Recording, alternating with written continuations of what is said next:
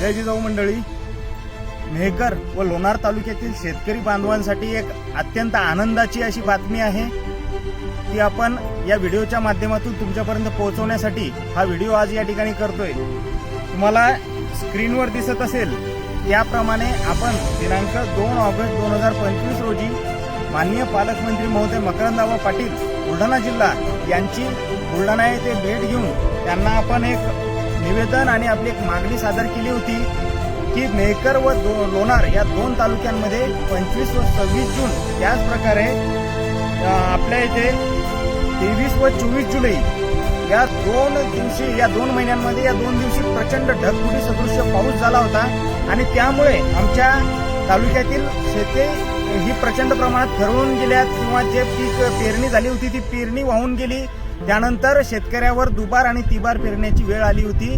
त्याचबरोबर अजूनही बऱ्याच शेतकऱ्यांचे शेत हे पेरणी अभावी खाली आहेत। आपण बघू शकतो की हे इकडे या अशा सखल भागांमध्ये काही ठिकाणी पाणी साचून जे पीक पेरलेलं आहे त्याची सुद्धा योग्य प्रकारे वाढ होत नाहीये।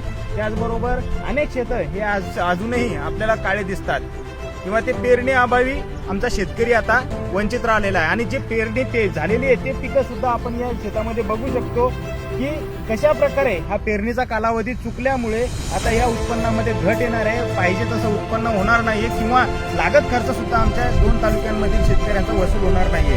ही बाब आपण प्रामुख्याने पालकमंत्री महोदय यांच्याकडे अत्यंत अशा गंभीरपणे आणि आक्रमकपणे मांडली होती आणि पालकमंत्री महोदयांचे सुद्धा या व्हिडिओच्या माध्यमातून मी आभार मानतो की त्यांनी मदत व पुनर्वसन VIP 10/16/2025 दिनांक 13/8/2025 असा हा त्यांचा जावक क्रमांक आपल्याला स्क्रीनवर दिसत असेल।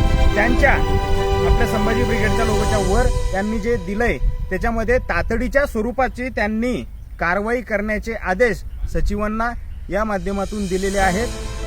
आपली मागणी ही आता सचिव पातळीपर्यंत मंत्रालय पातळीपर्यंत आपण नेलेली आहे। इथून पुढचा लढाई सुद्धा आपण खंबीरपणे लढूया आणि बघूया कुठपर्यंत यश येतं। त्याचबरोबर आता दुसरी मागणी जी आपण त्या दिवशी मांडलेली होती पालकमंत्री महोदयांकडे की आपल्या जिल्ह्यातील जे शेतकरी रिजेक्ट झालेले आहेत येलो मोजॅकमुळे त्यांना ऍक्सेप्ट करण्याचा आदेशाचं खुद्द तत्कालीन कृषी मंत्री महोदय धनंजय मुंडे यांचं पत्र आपण माननीय पालकमंत्री महोदयांना सादर केलं होतं। त्यावर सुद्धा लवकरच काहीतरी कार्यवाही होईल किंवा आपण त्याचा पाठपुरावा करू आपला चालू आहे।